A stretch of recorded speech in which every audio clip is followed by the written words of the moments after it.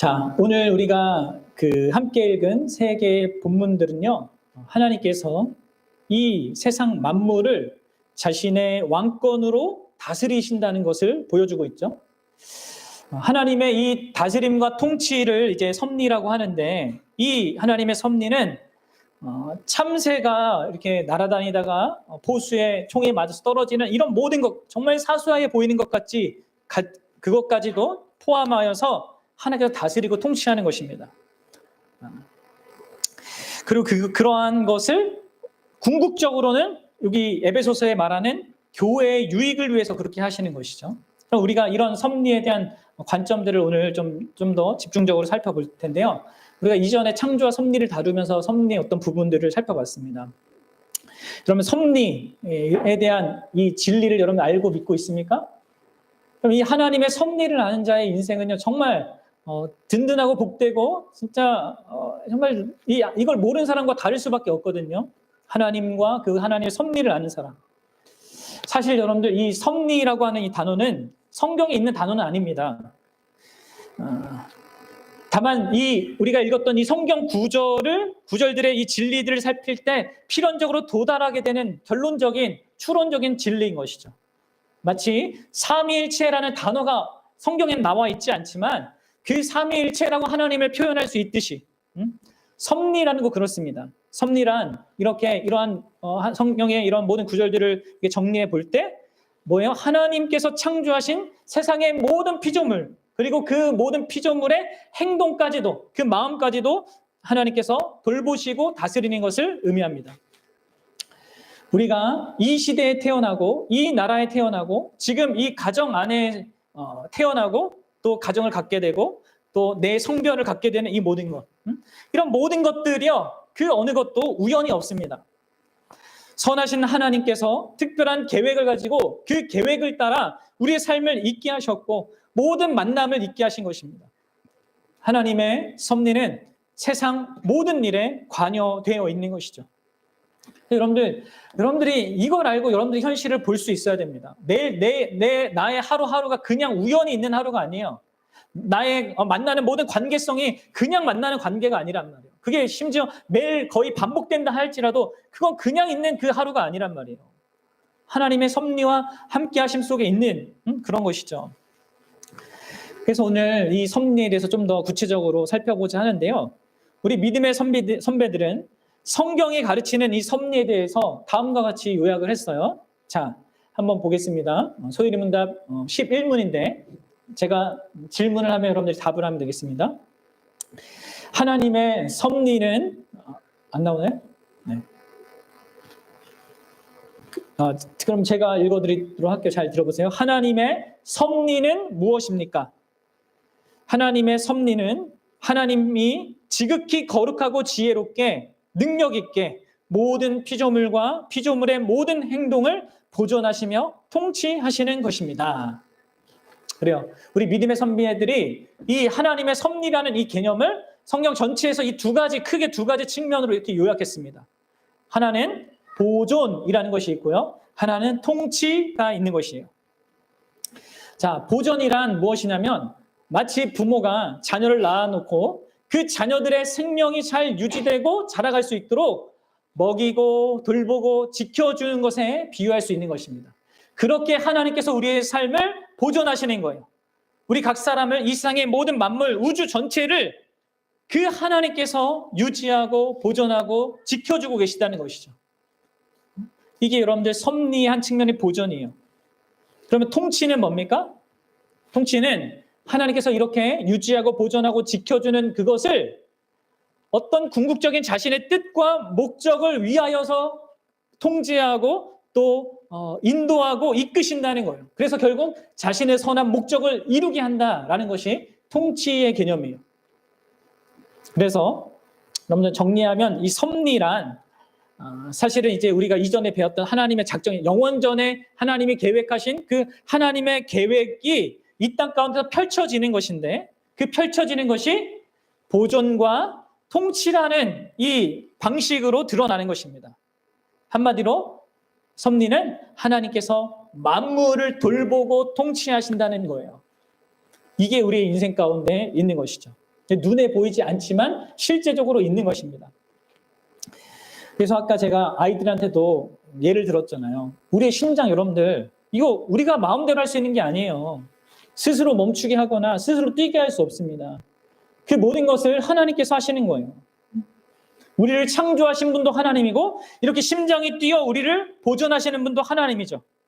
근데 그 하나님이 우리 심장을 뛰게 하여 우리를 그냥 보존하는 것뿐만 아니라 자신의 선한 목적을 위하여서 우리를 또 인도하신다는 것이죠. 그래서 우리의 모든 삶이 우연히 있는 것이 아니라 목적이 부여된 삶이에요. 그래서 여러분들 하나님의 섭리라는 것을 생각하면서 나의 인생과 나 존재를 생각할 수 있어야 됩니다. 이게 여러분들이 섭리에 대해서 명확하게 가져야 될 내용이에요. 자, 그리고 이제 우리가 두 번째로 이게 이제 첫 번째로 섭리에 대한 이 개념을 우리가 정의한 거라면 두 번째로 좀 생각해 볼 것은 섭리의 범위예요. 자, 소율이 문답 11문에는요, 문답에는 그 섭리의 범위를 뭐라고 규정하고 있습니까? 바로 모든 피조물과 모든 피조물의 행위들 이렇게 말하고 있어요. 자, 모든 피조물과 모든 피조물의 행위들이라고 이렇게 크게 하나로 말했는데 이거를 우리가 조금 더 잘 이해하기 위해서 크게 세 범주로 나누어서 좀 생각해 볼 수 있습니다. 자, 먼저는 인간 외의 창조 세계 전체에 대한 섭리가 있어요. 그래서 여러분 예수님이 공중의 새를 가리키면서 저 새들조차 하나님께서 기르신다 이렇게 얘기하셨습니다. 또 그 새들이 포수의 총에 맞아 땅에 떨어지는 것도 하나님 아버지의 허락하신 것 가운데 있게 된다고 말하고 있어요. 더불어서 예수님은 우리에게 비가 오고 햇빛 비치는 것이 우연이 아니라 하나님께서 그렇게 하시는 것이기 때문이다 이렇게 얘기해요. 자, 마태복음 5장 45절을 보겠습니다. 5장 45절 시작. 이같이 한즉 하늘에 계신 너희 아버지의 아들들이 되리니 이는 하나님이 그 해를 악인과 선인에게 비추시며 비를 의로운 자와 불의한 자에게 내려주심이라. 아멘. 우리가 비가 오고 햇빛이 비치는 것을 과학적인 원리로 어떤 원리를 설명할 수는 있지만 그런 원리를 만들어서 그걸 하시는 그분은 하나님이라고 성경이 말하고 있는 것입니다. 결국 성경은 이 자연세계 전체의 모든 것을 하나님이 다스리고 계시다고 말하고 있는 것이죠. 그리고 그 하나님의 다스림에서 벗어나는 것은요, 단 하나도, 먼지 한 툴도 없다. 이걸 말하고 있어요. 자, 이게 일단 기본적인 섭리의 범위고 둘째는요, 인간에 대한 하나님의 섭리가 있습니다. 첫째가 이제 인간 외의 자연 만물에 대한 섭리라면 두 번째는 인간과 인간 역사에 대한 하나님의 섭리가 있어요. 성경은 인간 외에 모든 피조물뿐만 아니라 한 나라의 역사, 한 인간의 역사, 이 모든 인간 역사에도 하나님의 섭리가 있다라고 얘기해요. 자, 사도행전 17장 26절을 같이 보겠습니다. 사도행전 17장 26절. 시작. 인류의 모든 족속을 한 혈통으로 만드사 온 땅에 살게 하시고 그들의 연대를 정하시며 거주의 경계를 한정하셨으니. 이게 무슨 말입니까? 우리의 모든 인류를 한 혈통에서 나오게 하신 것과 이 백성들을 온 땅에 살게 하시고 그 각각 나라의 어떤 역사들이 있었다가 거의 사라지고 이러한 것들 연대를 정하고 그 나라들이 지금 여러분들 국가가 되어서 이렇게 어떤 자기의 땅을 이렇게 갖게 된 이 모든 것들이 뭐예요? 다 하나님께서 하신 거라는 거죠. 물론 역사적으로 보면 이전 시대의 왕들이 전쟁을 일으켜가지고 이렇게 나라마다 전쟁이 되어서 영토가 정해진 거죠. 하지만 성경은 그 배후에 하나님이 계셨고 그분의 뜻 가운데 오늘날 이러한 영토가 정해졌다고 말하고 있는 것입니다. 자, 다니엘서 4장 17절도 이렇게 얘기하죠. 같이 보겠습니다. 시작. 이는 순찰자들이요 명령대로요 거룩한 자들의 말대로니 지극히 높으신 이가 사람의 나라를 다스리시며 자기의 뜻대로 그것을 누구에게든지 주시며 또 지극히 천한 자를 그 위에 세우시는 줄을 사람들이 알게 하려 함이라 하셨느니라. 한 나라의 왕이 되는 거, 한 나라의 지도자가 되는 거, 대통령이 되는 거, 이런 모든 것에도 하나님께서 관여하시는. 그러니까 우리가 하는 것은 왕정 시대 때는 그냥 혈통으로 된 거고 지금 민주화 이런 시대 때는 투표해서 하지만 그 모든 것에 하나님이 관여하셔서 이렇게 리더들이 세워진다는 거예요. 이렇게 한 나라가 세워지고 또 한 사람이 자라나가고 그 나라든 사람이든 잘 될 때도 있고 안 될 때도 있고 하는 이런 모든 것들, 이 모든 흥망성쇠를 하나님께서 다스리고 주장하시는 것입니다. 특히 우리 한 개인의 삶, 그리고 개인의 삶의 과정, 그 가운데 경험하는 모든 것, 심지어 내가 당하는 질병과 또 어떤 상처와 아픈 이런 모든 것까지도 이 하나님의 섭리 안에 다 있는 거예요. 여러분들 사무엘상 2장 6절 7절에서 사무엘의 어머니 한나가 이런 고백을 한 거예요. 같이 한번 봅시다. 뭐라고 합니까? 여호와는 죽이기도 하시고 살리기도 하시며 스올에 내리기도 하시고 거기에 올리기도 하신도다. 여호와는 가난하게도 하시고 부하게도 하시며 낮추기도 하시고 높이기도 하시는도다. 그러면 그렇습니다. 그래서 우리의 인생의 우리의 삶의 형태가 때로 부유할 수도 있고 때로 가난할 수도 있는 것입니다. 건강할 때도 있고 아플 때도 있는 거예요. 그리고 이 모든 것들이 우연히 있는 것이 아니라 하나님의 섭리 가운데 이루어지고 있음을 알아야 되는 거예요. 우리가 겪는 모든 좋은 일과 모든 나쁜 일 모두 다 하나님의 통제 아래 있는 것입니다. 물론 여러분들 우리가 이러한 모든 일들을 다만 수동적으로만 당하는 게 아니죠. 우리가 그 안에서 하는 우리의 반응이 있고 그 반응에 따라 달라진 어떤 현실도 있습니다. 그러나 인생 전반에 대한 통제권은 전적으로 하나님께 달려있는 거예요. 이렇게 인간 전부를 하나님이 섭리하신다. 이거를 아셔야 됩니다. 자, 그리고 이제 세 번째로 여러분들 인간 외의 자연 만물 그리고 인간 자신에 대한 인간 역사에 대한 섭리가 있잖아. 그리고 이제 더 특별한 하나님의 섭리가 있습니다. 그것은 바로 교회에 대한 섭리예요. 달리 얘기하면 예수 믿는 자들에 대한 특별한 섭리입니다. 그래서 우리가 초반에 읽었던 에베소서 1장 22절에 이 말씀이 있는 거예요. 우리 같이 읽어봅시다. 다시 시작. 또 만물을 그의 발 아래 복종하게 하시고 그를 만물 위에 교회의 머리로 삼으셨느니라. 여러분 잘 보십시오. 여기서 만물은 이 세상 전부를 얘기하죠. 그의 발은 누구냐면 바로 높아지신 예수 그리스도예요. 구원의 일을 다 이루시고 성육하시고 죽으시고 부활하셔서 승천하신 그 예수님께서 하나님 보좌 우편에 앉아 계시는데 그 발 아래 뭐가 있습니까? 만물이 있습니다. 그 말은 그 예수 그리스도께서 이 세상 모든 만물을 다 다스리시는 거예요. 인간 역사 한 개인까지 다 다스린다는 거예요. 그런데 말씀을 보면 뭐예요? 그분이 만물 위에 교회의 머리래요. 무슨 얘기예요? 만물은 그분의 대상, 어떤 자기 밖에 있는 대상, 이 다스려야 될 대상으로 여기면서 하지만 이 교회는 그분의 몸이기 때문에 자기 자신을 다스리듯이 자기 자신을 소중히 여기듯이 교회를 특별하게 다스린다는 거예요. 그래서 여러분들 우리는 이 세상 모든 만물과 인간의 모든 역사 이렇게 다스리는 이 섭리가 있지만 그 안에 아주 특별한 섭리로 교회를 향한 예수 그리스도의 특별한 다스림이 있다는 것을 또한 생각해야 합니다. 정말 여러분들 우리가 이러한 하나님의 이 놀라운 섭리 가운데 있는 것 자체도 너무나 감사하고 영광스러운 것인데 그분이 특별하게 마치 자기 자신처럼 여기면서 정말 존귀하게 대하는 존귀하게 섭리하시는 그 대상으로서 나라는 한 믿는 자 또 믿는 자가 엮여있는 이 교회가 있다는 것을 생각해 보셔야 합니다.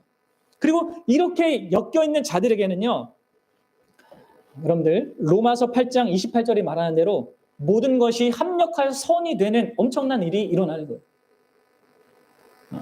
세상에 있는 모든 섭리의 결국은 여러분들 그 사람들에게 결국 영원한 심판으로 가는 것밖에 안 돼요.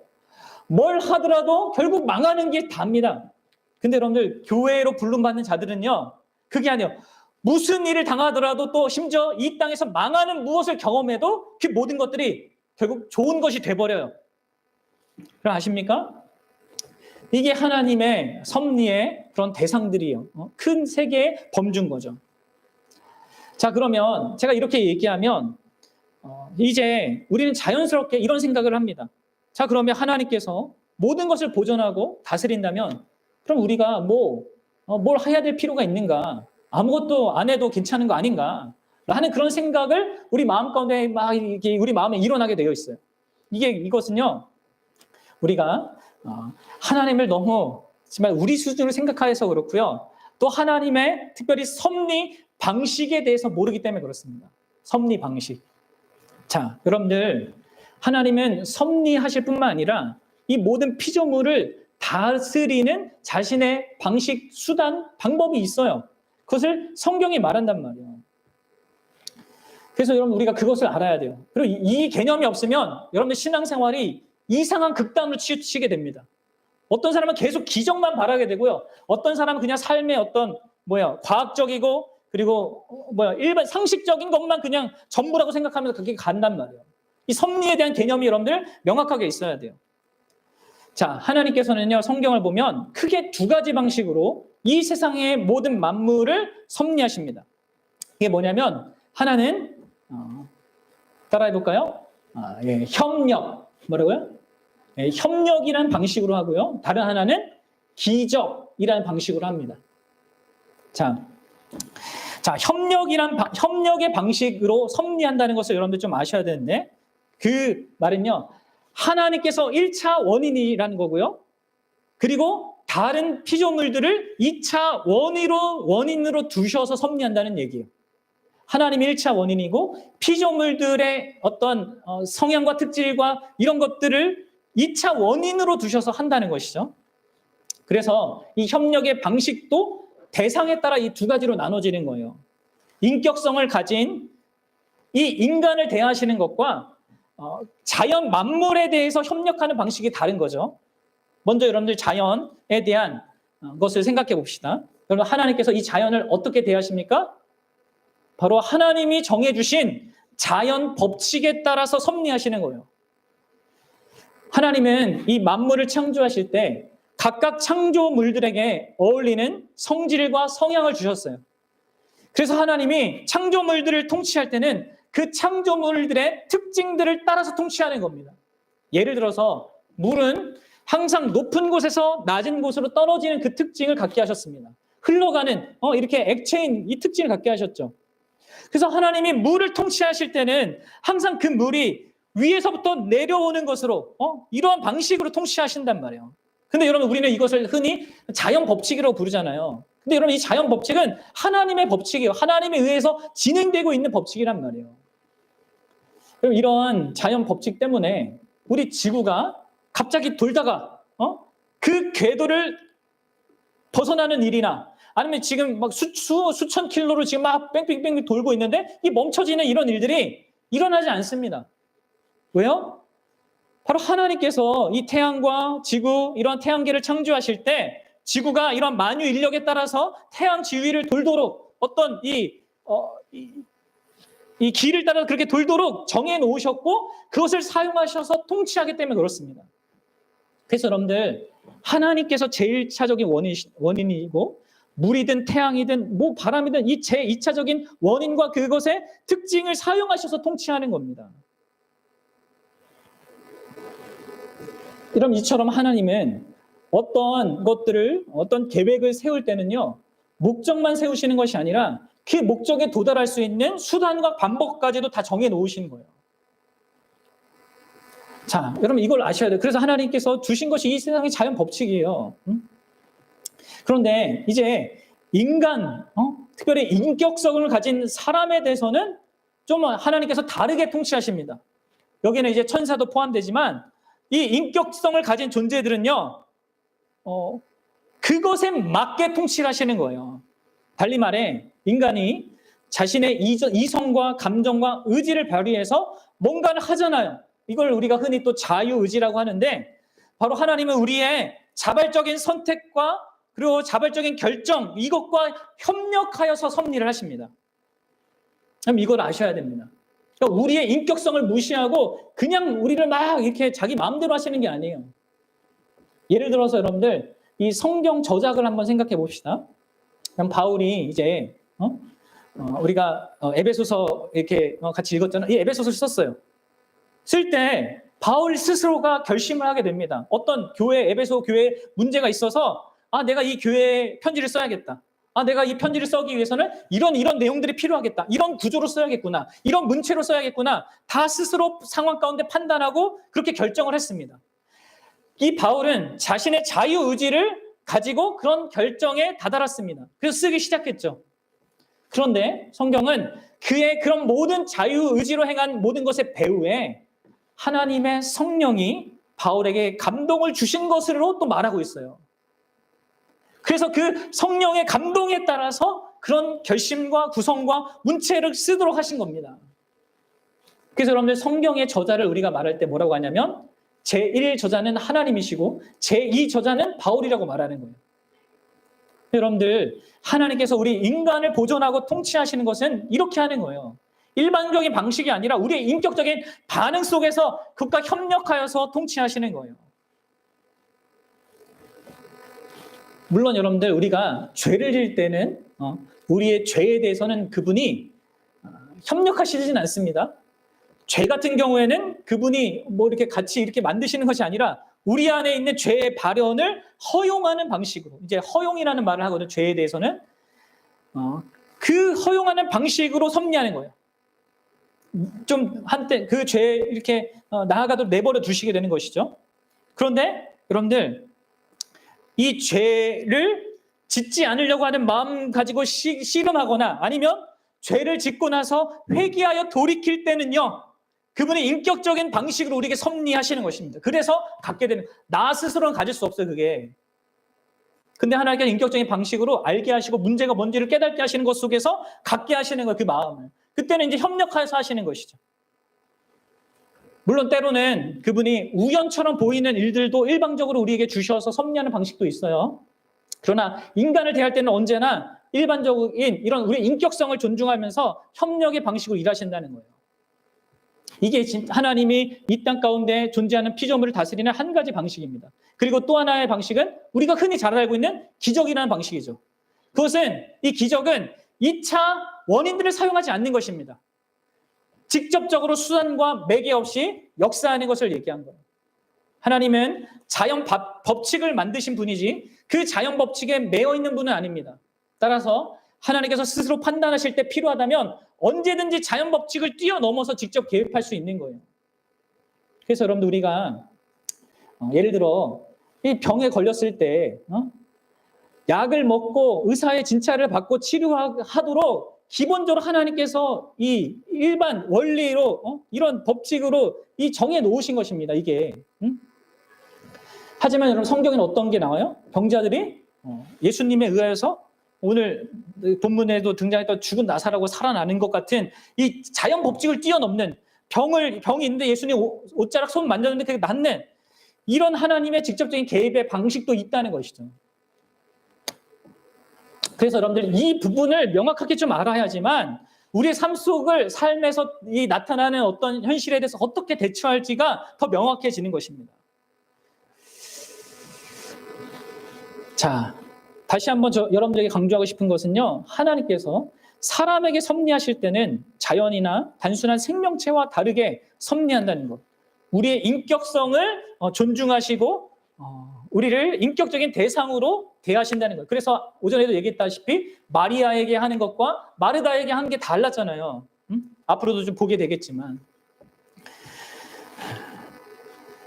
그래서 여러분들 우리가 자유의지가 있고 우리에게 주어진 이 판단의 결정대로 뭔가를 할 수 있고 그 결과를 가질 수 있는 우리가 되게 하셨어요. 물론 여러분 우리 안에 있는 이 자유는 절대적인 자유가 아닙니다. 그렇죠? 상대적인 자유예요. 우린 뭐 내가 원하는 다 마음껏 할 수 없다고. 내 심장도 내가 스스로 어떻게 할 수 없잖아요. 그게 아니라 상대적인 자유, 하나님의 뜻 안에 있는 상대적인 자유인데 그럼에도 불구하고 하나님께서 우리의 인격성을 존중하고 염두에 두고 대하시는 것이죠. 그래서 우리는 최후의 날에 하나님은 우리의 자유와 책임을 가지고 행한 것들 있잖아요. 그것들에 따라서 상도 주시고 심판도 하시는 것입니다. 또 우리 신자가 성장하고 성숙하는 이 모든 과정도요, 내가 인격적인 반응에 따라서 그 정도가 달라지는 거예요. 전인격적으로 하나님께 반응하는 사람들은 좀 더 쉽게, 좀 더 빠르게 그 성숙에 이르게 되고, 그렇지 못한 자는 더딘 모습을 드러내는 것이죠. 우리 자녀들도 부모의 말에 잘 따라서 순종하는 것 속에 잘 자라는 애들이 있고 그렇게 못한 자들이 있듯이 말이죠. 자, 그러면 여기에서 우리가 적용적으로 이 섭리와 관해서 좀 항상 오해가 되는 이 부분이 있는데 이걸 좀 한번 적용적으로 생각해 봅시다. 기도와 전도에 대해서 좀 생각해 보도록 할게요. 여러분들 보세요. 우리가 지금 하나님에 대해서 막 많이 이제 배우고 있는데 하나님께서 모든 걸 아시고 모든 걸 하실 수 있고 이렇게 다 그러신 분인데 왜 우리는 기도를 해야 합니까? 왜 하나님은 우리에게 기도하라고 하십니까? 하나님께서 모든 것을 자기 뜻대로 자기 목적을 위하여서 다 섭리한다고 하시는데 왜 성경은 우리에게 기도하라고 하고 전도하라고 하는 거예요? 왜 그래요? 일단은 기도하라고 하고 전도하라고 하니까 하는 겁니다. 그렇죠? 이런 요구들이 없었으면 안 했어도 됐는데 하라고 하니까 우리가 인격적으로 반응해서 순종하는 겁니다. 근데 성경은 그것도 말해요. 왜 기도하라고 하는지, 왜 전도하라고 하는지 그것도 말한단 말이에요. 인격적인 거죠. 왜 그래요? 먼저 생각해보면 왜 우리가 기도해야 됩니까?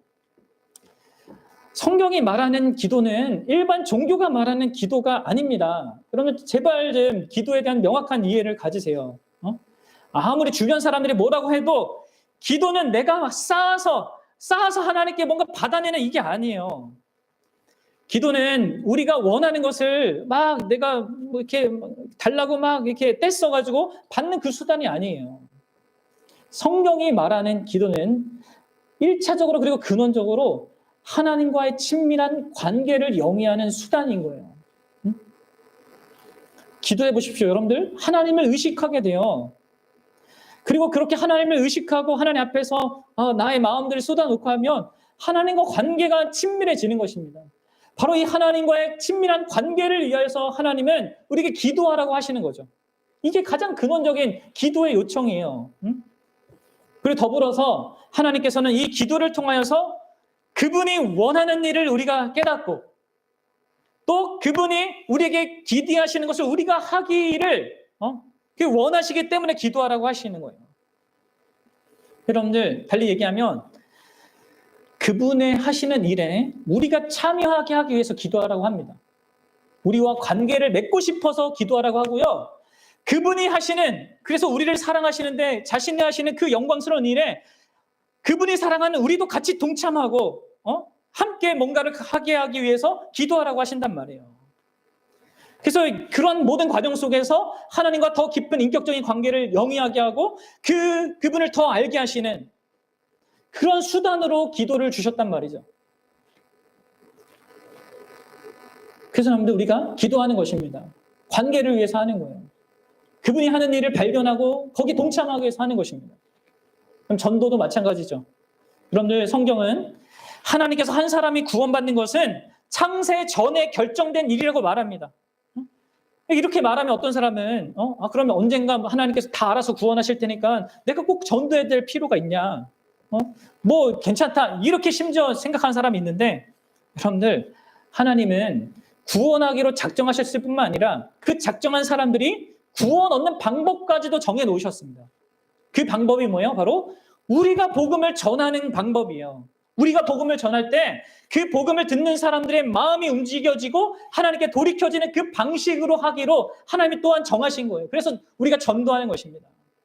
그리고 전도하는 그 과정 속에서 우리가 한 영혼에게 마음을 쏟는 그 과정 속에서 우리를 그분께서 더 인격적으로 성숙하게 하시고 하나님의 마음을 품게 하시고 장차 하나님 앞에서 그 전도에 대한 상까지 주심으로 말미암아 하나님의 그 은혜가 얼마나 풍성한지를 알게 하도록 또 전도하라고 하는 거예요. 하나님이 우리에게 요구하는 대부분의 명령들은 다 이렇게 관계적인 것입니다. 그래서 여러분들 우리는 이 하나님의 섭리뿐만 아니라 이 하나님의 섭리 방식도 잘 알아야 됩니다. 그렇지 않으면 자꾸 양극단으로 치우치게 되어 있어요. 아까도 제가 잠깐 언급했지만 하나님은 언제나 일반적으로 2차적인 수단과 방법을 통해서 사용한단 말이에요. 이걸 모르면 항상 기적만 바라는 것이죠. 병 걸렸을 때 하나님께서 치유하시니까 의사나 약은 필요 없다. 기적만 구하려고 하는 거 이거 잘못된 겁니다, 여러분들. 하나님께서 주신 기본적인 협력의 방식을 무시하는 것이죠. 한편 몸이 아플 때 나는 그냥 하나님께 구하는 것보다 그냥 이 일반적으로 이렇게 하나님께서 주신 이 자연 법칙과 사람들이 이루어 놓은 이런 일반적인 수단만 사용하겠다. 이것도 이런 극단에 치우치는 거예요. 그 모든 수단들을 사용하시는 하나님이 계시기 때문에 그분께 먼저 은혜를 구해야 되는 것이죠. 그리고 그것을 사용해서 날 고쳐주기를 기대해야 되는 것입니다. 사랑하는 여러분, 여러분들의 신앙의 성숙도 마찬가지입니다. 신앙의 성숙도 그냥 기적적으로 되는 게 아니에요. 여러분들이 하나님과 이 관계를 맺는 은혜의 방편들 있잖아요. 하나님이 자기 자신을 알리시고 자기 마음을 드러내시는 이 은혜의 방편들을 여러분 잘 사용해야지만 여러분 신앙이 바르게 성숙하는 것입니다.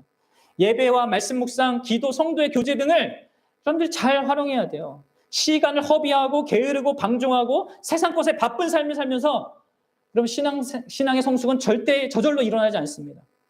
그리고 반대로 이 은혜의 수단들을 잘 활용하고 열심히 한다 하더라도 그냥 저절로 성숙해지는 것도 아니에요. 그걸 한다 하더라도 하나님께서 은혜를 베푸실 때 또 선하게 사용해 주실 때 우리의 영혼의 성숙과 성장이 있어요. 그렇지 않으면 열심히 해놓고 자기 교만해지고 다른 사람 판단하고 이렇게 또 이상하게 된단 말이에요. 그래서 여러분들 우리는 언제나 모든 것의 제일 원인이신 하나님께서 역사해 주는 것을 구하는 것 가운데 하나님께서 주신 일반적인 그 방편들을 수단들을 부지런히 사용해야 되고 그런 것들이 더 이상 어떻게 할 수 없는 어떤 상황이 있을 때는 하나님께 그런 기적과 그런 은혜를 구할 수 있는 것입니다. 아시겠죠? 여러분들 결론을 맺겠습니다.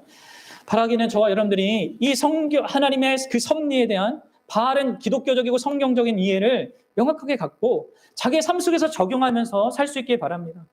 여러분들 특별히 우리 기독교인은요, 우리 교회는요, 하나님의 특별한 섭리 가운데 살고 있습니다. 우리를 하나님은 예수 그리스도의 신부인 교회가 되게 하고 또 우리가 신부다운 그런 교회가 되게 하도록 이 모든 것들을 여러분들 인생에 경험하는 모든 것들을 섭리하신다는 걸 아셔야 됩니다. 그럼 아십니까? 그분이 이 땅 가운데 이루시고자 하는 가장 결정적인 것은요, 그거예요. 이 세상을 뭐 이렇게 막 이렇게 다 바꾸는 게 아니라 유토피아 만드는 게 아니라 그것은 하실 건데 예수님 오셔서 다시 하실 건데 그 날이 되기까지 우리를 온전한 하나님의 거룩한 신부 그런 교회로 되게 하고 또 그 교회다운 교회로 세우기 위해서 모든 것을 섭리한다는 걸 아셔야 됩니다. 그리고 그런 섭리 아래 있는 우리가 얼마나 복된지 여러분 아셔야 됩니다. 모든 것이 다 진짜 우리의 유익을 위해 있게 돼요. 그래서 우리 또 믿음의 선배들 이번에는 이제 독일에서 네덜란드에서 이렇게 만들어진 이 요리 문답에서 또 이렇게 얘기합니다. 혹시 나오나요? 네, 하이델베르크 요리 문답 26문인데요. 이것도 저희가 웨스트민스터 소요리 문답과 함께 같이 잘 배워야 되는 건데 이 섭리에 대해서 이렇게 설명하죠. 우리 같이 읽어봅시다. 시작.